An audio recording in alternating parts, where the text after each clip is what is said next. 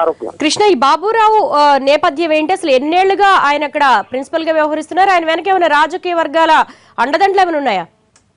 రాజకీయ వర్గాలు కొంత అండదండలు అయితే ఖచ్చితంగా ఉంటాయి. ఎందుకంటే దాదాపు 15 సంవత్సరాలు నుంచి ఇక్కడే చేస్తున్నట్లుగా చెప్తా ఉన్నారు. ఆయన ప్రిన్సిపల్ గా చేస్తా ఉన్నారని చెప్తున్నారు వివిధ శాఖల్లో. అలాగే ఇక్కడ ఉన్నటువంటి లెక్చరర్స్ అలాగే హెచ్ఓడీల మధ్య కూడా తీవ్రమైన రాజకీయ ఒత్తిడి ఉంది. ఒకళ్ళు కాదని ఒకళ్ళ పైన ఒకళ్ళు ఆధిపత్యం చెలాయించాలని, అలాగే కోఆర్డినేటర్ గా కొనసాగాలని కొద్దిమంది, ప్రిన్సిపల్ ని పక్కకు పెట్టాలని కొద్దిమంది, ఇలా ఎవరికి వారు విద్యార్థి సంఘాలను అడ్డం పెట్టుకొని వాళ్ళంతా కూడా అంటే ఒక మైండ్ గేమ్ ఆడుతా ఉన్నారు. ఇప్పుడు కూడా మన యూనివర్సిటీలో చూస్తే ఆ అమ్మాయికి సంబంధించినటువంటి విజువల్స్ బయటకు వచ్చినాయని, చంపేటప్పుడు విజువల్స్ వచ్చినాయని చెప్పి ఒక్కొక్క రకంగా పుకారు వస్తా ఉంది.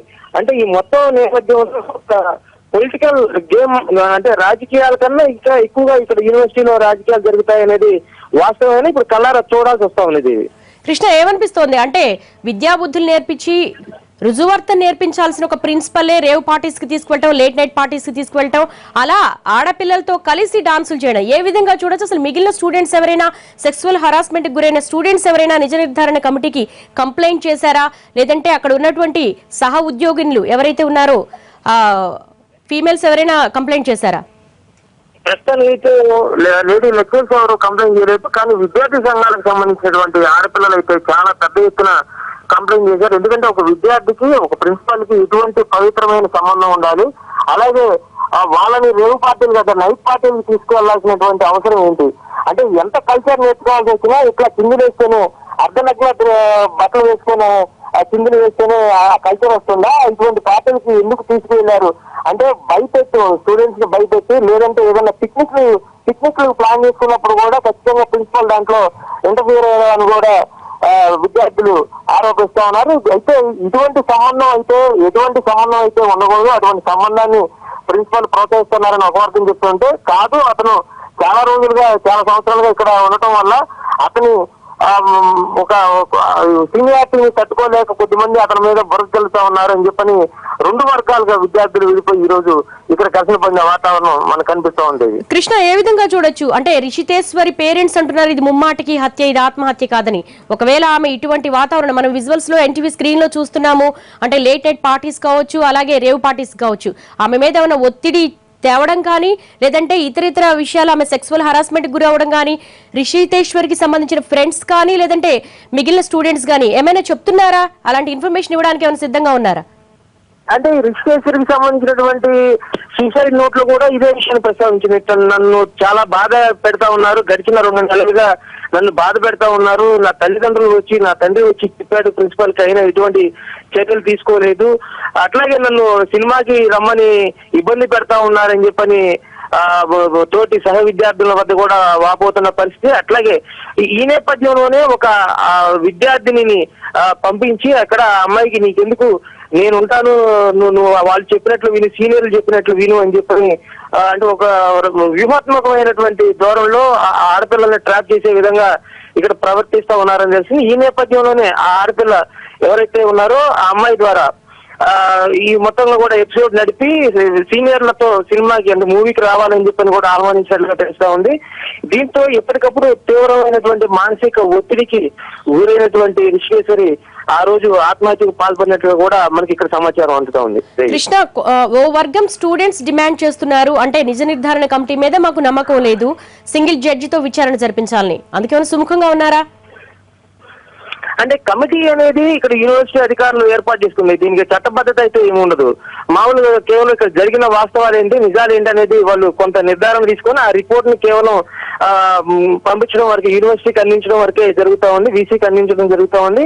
ఆ వీసీ ఆ తర్వాత ప్రభుత్వానికి అందజేస్తారు. అయితే వాస్తవానికి ఇక్కడ ఉన్నటువంటి వాళ్ళతో చేస్తే కొంత ప్రెషర్ ఉంటది, లోకల్ పీపుల్ కాబట్టి కొంత ఇబ్బందులుగా ఉంటాయి అని విద్యార్థులు కోరుకుంటుంది. ఏంటంటే సిట్టింగ్ జడ్జి ద్వారా, ఎందుకంటే వాస్తవాలను కొన్ని బయటికి వెళ్లి చెప్పుకోలేని పరిస్థితులు ఉంటాయి కాబట్టి సిట్టింగ్ జడ్జి గారు ఇక్కడ కానీ ఉండి ఇక్కడ వాస్తవాలను పరిశీలిస్తే ఆయనకి కొంత ఈ యూనివర్సిటీ పరిస్థితి అర్థమవుతుంది. అలాగే మేము కూడా సిట్టింగ్ జడ్జికి అయితే అన్ని వాస్తవాలను పూసగుచ్చినట్లు చెప్పే అవకాశం ఉంది.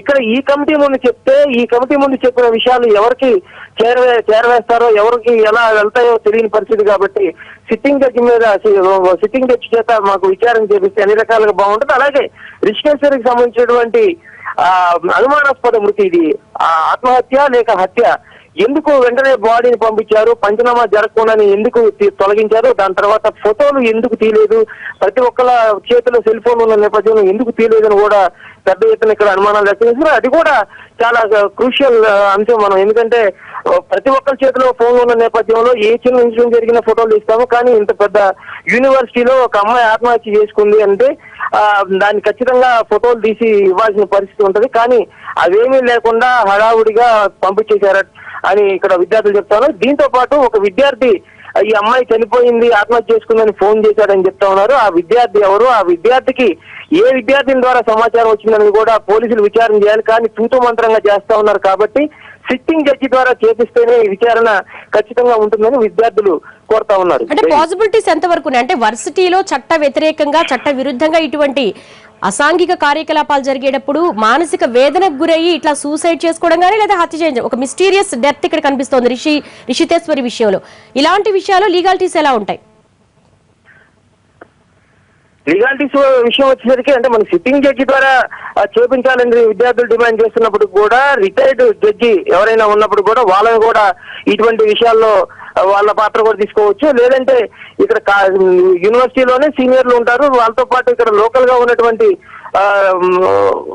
సీనియర్ న్యాయవాదులు ఉంటారు. అటువంటి వాళ్ళని కూడా దీంట్లో హాజరుపరిచి, అలాగే ఐపీఎస్లు ఉంటారు, సీనియర్ ఐపీఎస్లు ఉంటారు, వాళ్ళని కూడా ఈ కమిటీలో తీసి అటువంటి వాళ్ళని ఒక సీనియర్ ఐపీఎస్ కానీ, లేదంటే రిటైర్డ్ జడ్జి కానీ, లేదంటే సీనియర్ న్యాయవాది, ఇటువంటి వాళ్ళకి ఈ కేసులు ఎలా ఉంటాయి, ఎలా సెక్షన్లు అమలు పరచాలి, యూనివర్సిటీ లాంటి ప్రతిష్టాత్మకంగా అయినటువంటి విద్యాలయాల్లో ఇటువంటి సంఘటనలు జరిగినప్పుడు ర్యాగింగ్ భూతాన్ని తరిగి కొట్టాలంటే ఎటువంటి చర్యలు తీసుకోవాలనేది వీళ్ళందరూ కూడా స్పష్టమైన అవగాహన ఉంటుంది. దీంతో పాటు సామాజిక బాధ్యత గల వ్యక్తులను కూడా దీంట్లో ఇన్వాల్వ్ చేయాల్సిన అవసరం ఉంటుంది. ఎందుకంటే కేవలం ఈ రోజు కేసులు పెట్టి లేదంటే వీళ్ళని చర్యలు తీసుకోవడం వల్ల కాదు, వీళ్ళలో మానసికమైన సామాజిక పరమైనటువంటి పరివర్తన కూడా తీసుకురావాలి. కాబట్టి ఖచ్చితంగా వాళ్ళకి మానసిక పరివర్తన సంబంధించినటువంటి శిక్షణ కూడా ఇప్పించాలని ఇప్పుడు కూడా విద్యార్థులు కోరుతా ఉన్నారు. వీటితో పాటు ఖచ్చితంగా ప్రతి యూనివర్సిటీలో ర్యాగింగ్ కి వ్యతిరేకంగా ఇందా మనం చెప్పుకున్నట్లుగా స్టూడెంట్స్ కులాల వారీగా విడిపోయి బోర్డులు పెట్టుకొని కొట్టుకునే పరిస్థితి ఉన్నప్పుడు కూడా విద్యార్థికి సంబంధించినటువంటి కష్టాలు తెలిసినప్పుడు కూడా యూనివర్సిటీ అధికారులు ఎందుకు పట్టించుకోలేదంటే కేవలం ఏదో వస్తుంది కదా వెళ్ళిపోతున్నాం కదా అనే బాధ్యత రాహిత్యం. అదే ప్రైవేట్ ఆర్గనైజేషన్స్ లేదంటే ఇంకొక చోట అయితే ఇలాగే జరిగితే ఊరుకుంటారని కూడా విద్యార్థులు ప్రశ్నిస్తున్నారు. వీటన్నిటికి కూడా ఫుల్ స్టాప్ పెట్టాలంటే మొదటగా ఏంటంటే విద్యార్థుల్లో మానసిక ప్రవర్తన మీద కొంత ప్రభావం చూపించాల్సిన అవసరం ఉంటుంది.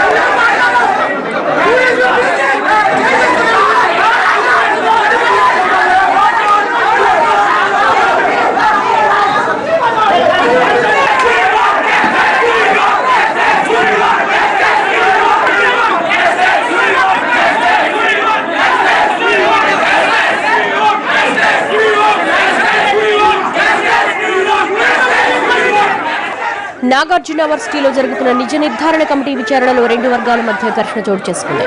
ప్రిన్సిపల్ అనుకూల వ్యతిరేక వర్గాలుగా విడిపోయిన విద్యార్థులు తీవ్ర వాగ్వాదానికి దిగారు.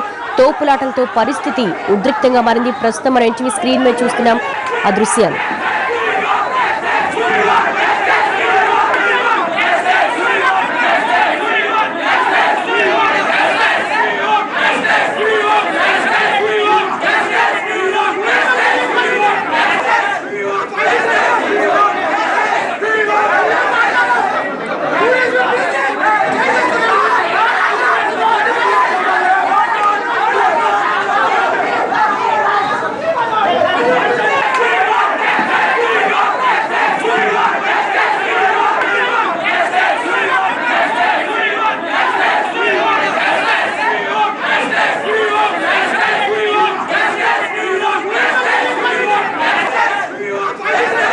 గుంటూరు నాగార్జున యూనివర్సిటీలో ఉద్రిక్త వాతావరణం నెలకొంది. ప్రిన్సిపల్ అనుకూల వ్యతిరేక వర్గాలుగా విద్యార్థి సంఘాలు విడిపోయాయి.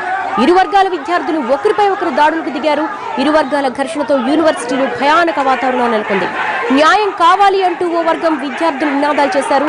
ఇరు వర్గాల నినాదాలతో యూనివర్సిటీ దద్దరిల్లింది. ప్రస్తుతం ఆ విజువల్స్ చూస్తున్నాము ఎన్టీవీ ఎక్స్క్లూజివ్ లో. ప్రిన్సిపల్ వ్యతిరేక అనుకూల వర్గాలు బాహాబాహీకి దిగారు. న్యాయం కావాలి అంటూ ఓ వర్గం నినదిస్తోంది. ప్రస్తుతం ఆ దృశ్యాలు మనం ఎన్టీవీ స్క్రీన్ మీద చూస్తున్నాం.